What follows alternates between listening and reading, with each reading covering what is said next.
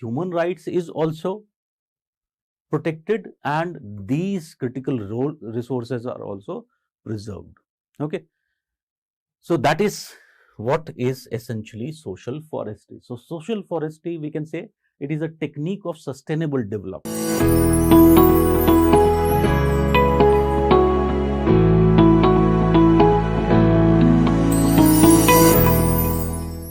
Then one of the techniques which I essentially talked about was the reforestation and the afforestation particularly.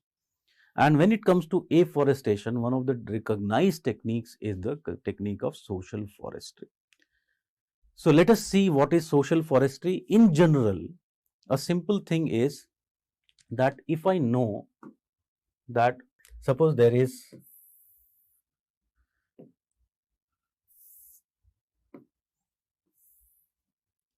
presence of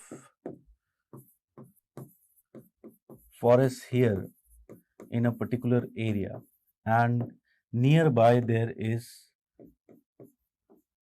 village which is located. Now the people of this village require various products from these forests. It can be in the form of fuel wood or building material for these houses, etc., etc. Variety of products might be required from these forests. So what will happen in normal circumstances, the people will be going and they would be exploiting the resources from this forest. But we know that these are very, this represents a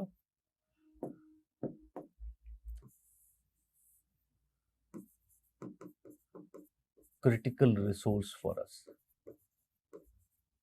So we have to preserve it at any cost. Also, we know that the needs of these people living here, they have human rights. So now tell me how I can balance them. One way is if I can create alternative for these people, an alternative forest, then what will happen? Will they feel the need to go into these forests? Definitely not.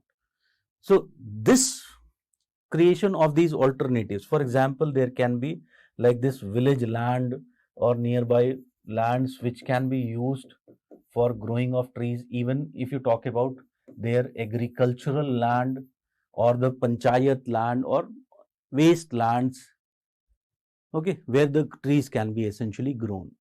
So if there is presence of trees here, their human rights is also protected and these critical resources are also preserved. Okay, so that is what is essentially social forestry. So social forestry, we can say it is a technique of sustainable development through which what we are doing, you can see social forestry means making use of unused and fallow land so that deeper forests are safeguarded from exploitation by using fast growing trees to meet the needs of fodder and fuel wood or other several other needs of the local population. Okay, so National Commission on Forests used the term social forestry in 1976. The main aim of the commission was to use land surrounding urban settlements deforested due to human activities. But over a period of time, it has broadened the concept of social forestry. Okay, so there are several objectives of social forestry, but I would sum up the objective of social forestry. It is forestry which is done by the people for the people. Okay, that means there should be involvement of the local community in this forestry, and the products of social forestry are to be used by the local community. That is essentially the essence of social forestry. Okay, so number of objectives can be there. First objective we talked about is there are twofold main objectives of social forestry: to fulfill the needs of the local population, one. Second is simultaneously preserve the core forest areas of India. But again, it has number of things: improve the environment for protecting agriculture from adverse impact of climatic factors, the climate change which is taking place; increase the supply of fuel wood for domestic use; small timber for rural housing; fodder for livestock; and minor forest produce for the local industries and even the local people. increase the natural beauty of the landscape. You can understand, if you are foresting, there will be increase in this. Create recreational forests for benefit of rural and urban population. Provide jobs for unskilled workers. Effect land rehabilitation. Raise standard of living and quality of life of rural and urban people. Okay, all these are the objectives of the social forestry program. There are many benefits. It is kind of fight against global warming. We know for global warming we have to do carbon sequestration, and one of the natural way of doing is planting as many trees as we can. So again, this would help in this goal. Then soil conservation, it is needless to say the role of soil. I already explained you when I was talking about the mangrove trees. Same thing, the roots will be binding the soil. The roots would allow more infiltration of water, thus less runoff. The leaf and litter falling from the trees would do what? It would bind the soil. Okay. So again, so many ways in which soil conservation is done.